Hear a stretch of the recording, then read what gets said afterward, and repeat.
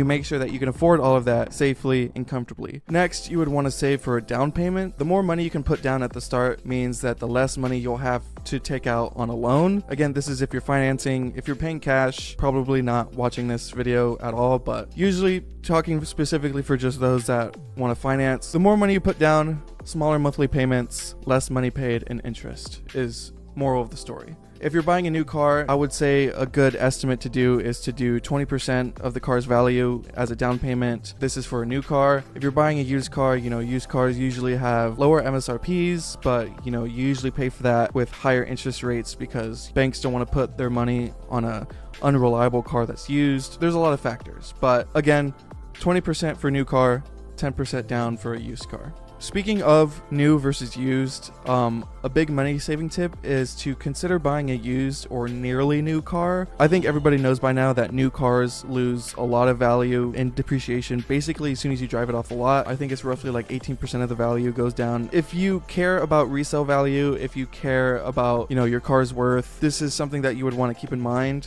Usually if you buy a car that's just a couple of years old, you've already kind of skipped past most of that depreciation curve. Your car is still going to lose value, especially depending on how many miles you put on it and how many repairs you need to do to it, and if you get any body damage or anything like that. But if you buy a couple of years old used, you can skip most of that depreciation curve, so you lose less money essentially. You can save thousands of dollars this way and still get a car that's in great shape and great value and still have a lot of these, modern electronics in the car, like, navigation assist, lane keep assist, cruise control, all of that stuff.